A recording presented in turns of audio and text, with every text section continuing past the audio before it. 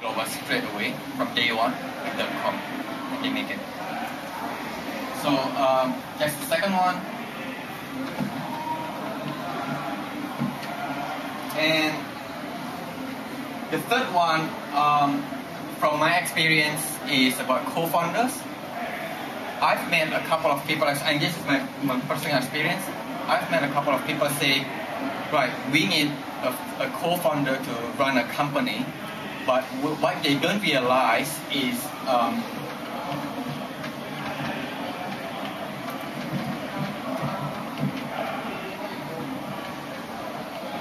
so I personally find that having a great co-founders is the best for the company. But if I can't find a great co-founder that go with me to run the company, I would rather go by myself, because it's better than having a lousy co-founder. Before I started Brand Optimist, when I was still in uni at the time, I tried to pull around a couple of my friends to do the project and start a company. I find it's really, really hard. Some people are just not, made for running a company from the first stage. And I better run it by myself at the time. If I look back, I thought I better try to run it by myself, because what happened with the first 3 teams that I kill is usually, I have a very simple test when I try out my co-founder. That is, I said, okay, this is the idea, and the next 2 days, okay, we start doing about it, talk about it, and then I won't talk about it for the next 1.5 weeks. If they never come back to me or even talk with me about it, I know it's a bad sign.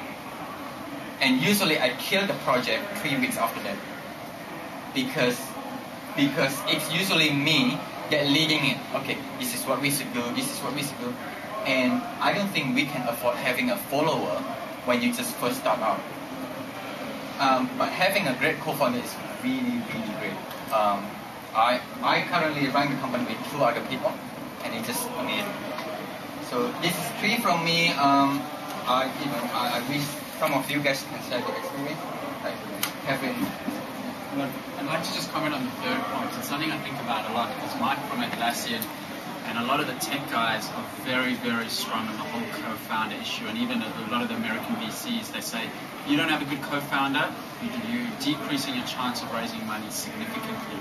Yet a guy like Felix Dennis, who's UK-based, he's who wrote the book Get Rich, amazing entrepreneur.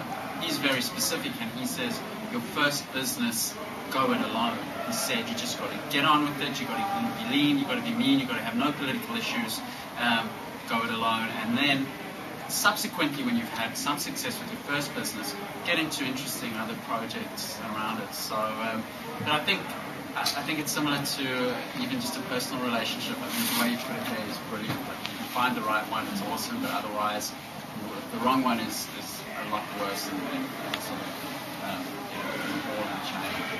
I think it's interesting what you're saying there, because you said the first one, that was